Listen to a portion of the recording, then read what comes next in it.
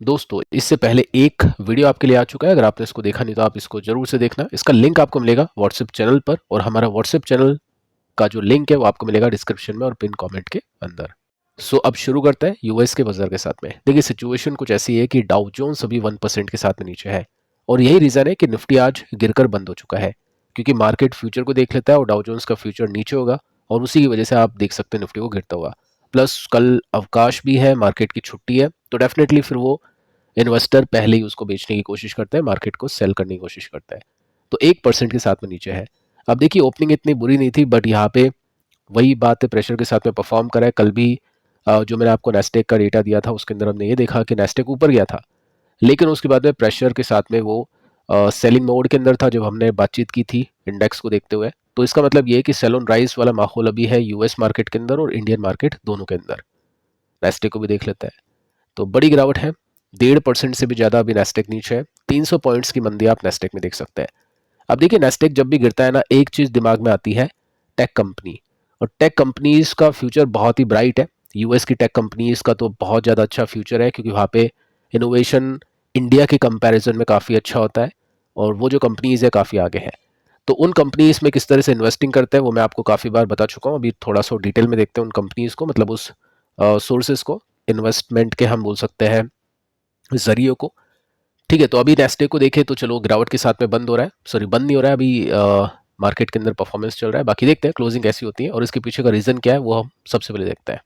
यहाँ पर दोस्तों आप नोट कर सकते हैं कि टैरिफ रीज़न है, टैरिफ की जो धमकियां है वो सबसे बड़ा रीज़न है, और उसी की वजह से ये जो स्टॉक्स है, टेक कंपनीज के स्टॉक्स है, वो नीचे है।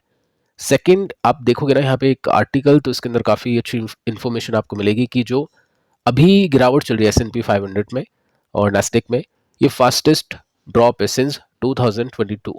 यानी इतने सालों में, 3 सालों के अंदर ये बड़ी गिरावट है, फास्टेस्ट ड्रॉप आप इसमें देख सकते हैं। और जो बड़ी टेक कंपनीज है ना, वो अभी चीपेस्ट प्राइजेस पर अवेलेबल है, 1 साल के नहीं, 2 साल के।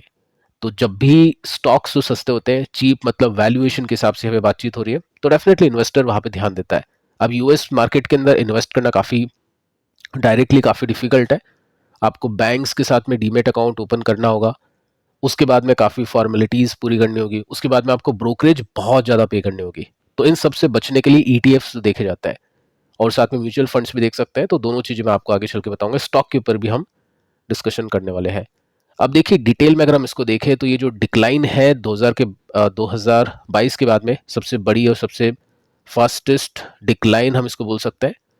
और साथ में आप देखोगे तो ये जो डाउन ट्रेंड है, इसकी वजह से जो वैल्यूएशन है वो काफ़ी नीचे आ चुकी है। डिटेल में आप पढ़ सकते हैं कि क्या क्या यहाँ पे बताने की कोशिश की है। ईपीएस और वैल्यूएशन काफ़ी अभी, मतलब ईपीएस ठीक है, लेकिन वैल्यूएशन अभी ईपीएस के कंपैरिजन में काफ़ी नीचे आ चुकी है। अभी आप देखोगे तो जो बड़ी टेक कंपनीज है, ओवरऑल हम देखें तो 25 का पी है, बाकी जो टेक कंपनीज है 23 का पी है, और ये चीपेस्ट है पिछले 2 साल के कंपैरिजन के हिसाब से हम देखें तो 25 का नहीं मिलता था, इनको थोड़ा सा ज़्यादा मिल रहा था।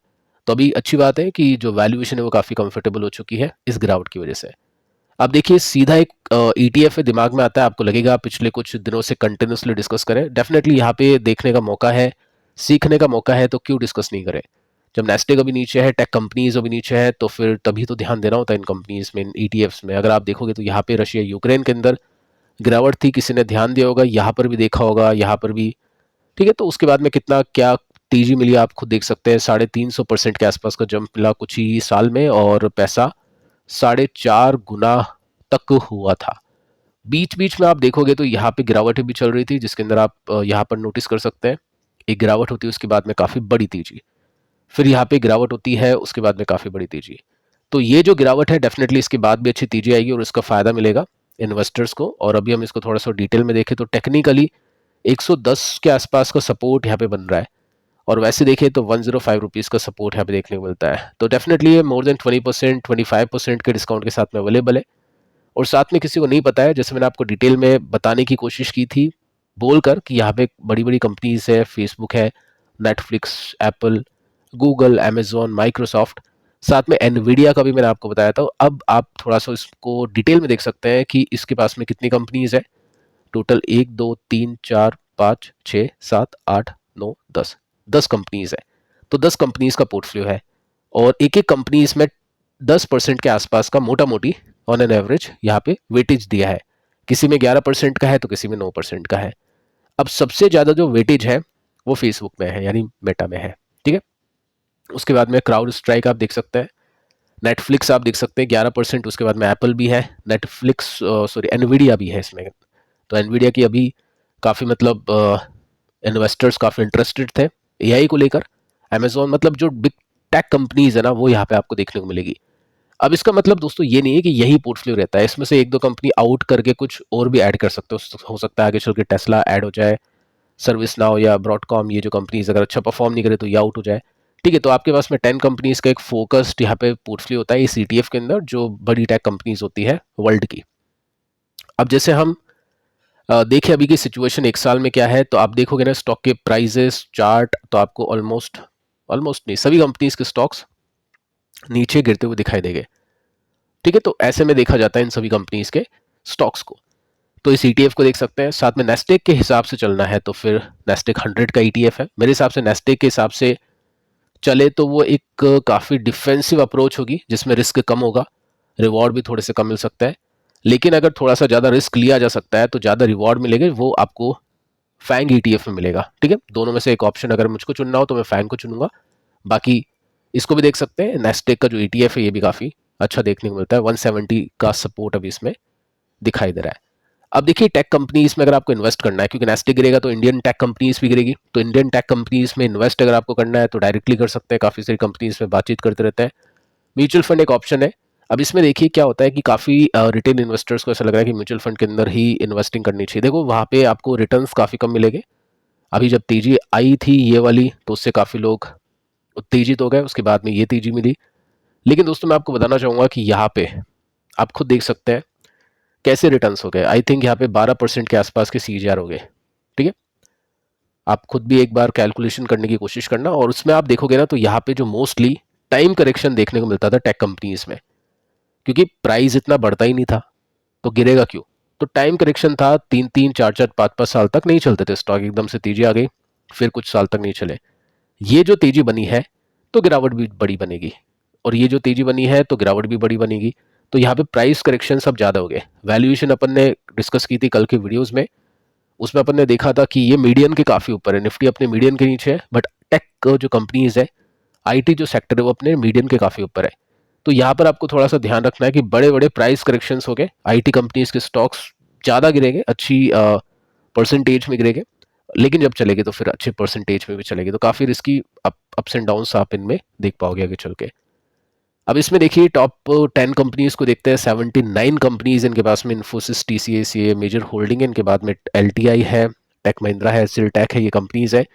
एक और फंड है SBI टेक्नोलॉजी अपॉर्चुनिटी फंड, इसमें 20% के CAGR है इस ग्रोथ के बाद में। लेकिन अगर ऐसी ग्रोथ आती है ना तो फिर वही है 10-12% की CAGR की एक्सपेक्टेशन करनी पड़ेगी विदाउट डिविडेंड, क्योंकि IT कंपनीज में डायरेक्ट इन्वेस्टमेंट करने का यही फायदा, अगर अपन स्टॉक नीचे उठा लेते हैं तो आपको डिविडेंड अच्छा मिलता है, स्टॉक ऊपर जाता है तो आपका जो इन्वेस्टमेंट का परसेंटेज होता है उस पर मिलता है, तो जैसे जैसे स्टॉक बढ़ता है वैसे वैसे आपका डिविडेंड भी अकाउंट के अंदर बढ़कर आता है। और ये अ, ऐसा नहीं है कि किसी साल डिविडेंड नहीं दिया, हर मतलब दूसरे तीसरे क्वार्टर में आपको डिविडेंड इसमें IT कंपनीज में मिलता रहता है।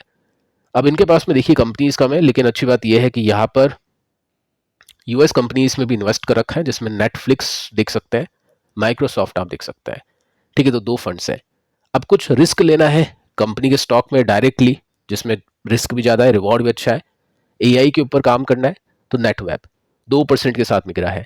अब ये अभी थोड़ा सा कंफर्टेबल क्यों हो चुका है, क्योंकि 55% के साथ में एक क्रैश हुआ था, अभी के समय 50% के साथ में ये ऑल टाइम हाई से नीचे है। तो नंबर्स इसके खराब नहीं आए, बस एक न्यूज़ खराब है, चाइना की तरफ से जो AI प्रोडक्ट डीप सीक आया है, तो उसी की वजह से यहाँ पे डर है कि अब इसकी वैल्यू गिरेगी। बट कंपनी के मैनेजमेंट ने बोला है कि डेटा सेंटर की रिक्वायरमेंट पड़ेगी तो हमारी तो वैल्यू गिरेगी नहीं, तो उस वजह से ये बच गया। लेकिन अब देखते हैं नंबर्स कैसे आते हैं Q4 में, मैनेजमेंट कमेंट्री कैसी आती है और स्टॉक कैसे परफॉर्म करता है। अभी आप वैल्यूएशन देखोगे ना तो चलो ठीक है, देखने लायक लग रही है, 81 का PB कम नहीं है, लेकिन AI को लेकर देखे तो ठीक है, देख सकते हैं इसको। लेकिन पहले तो दोस्तों देखा नहीं जा रहा था, क्योंकि यहाँ पे 200 का P था, तो ठीक है वो जस्टिफाई नहीं कर पा रहा था, लेकिन चलो ठीक है, 50% गिरने के बाद में कम से कम वैल्यूएशन हाफ या मोर देन हाफ हो चुकी है। अब देखना ये बनेगा कि कब ये यहाँ से रिवर्सल देता है और ये स्तर ब्रेक करके 2000 का या 2000 के आसपास पहुंचता है, उसके बाद में 3000 और उसके बाद में फिर ब्रेकआउट। तो ये सब पता चलेगा क्वार्टर 4 के बाद में, क्योंकि क्वार्टर 4 तक आई डोंट थिंक इनको ऊपर लेकर जाने की कोशिश इन्वेस्टर करेगा। लेकिन हाँ, देखने लायक अब ये कंपनीज हो चुकी है, क्योंकि यहाँ पे रिस्क काफ़ी कम हो चुका है और रिवॉर्ड मिलने की एक्सपेक्टेशन सब काफ़ी बढ़ चुकी है, क्योंकि ऑलरेडी स्टॉक्स अभी काफ़ी नीचे आ चुके हैं। तो जितने नीचे आएंगे, जितनी वैल्यूएशन कम होगी, उतना ही रिस्क आपको कम होता हुआ देखने को मिलेगा। तो ये कुछ कंपनीज हैं, ध्यान दे सकते हैं। बाकी दोस्तों पिछले वीडियो को आप देख लेना। फिलहाल इस वीडियो में इतना ही, मिलते हैं कल किसी और वीडियो में। तब तक के लिए शुभ रात्रि।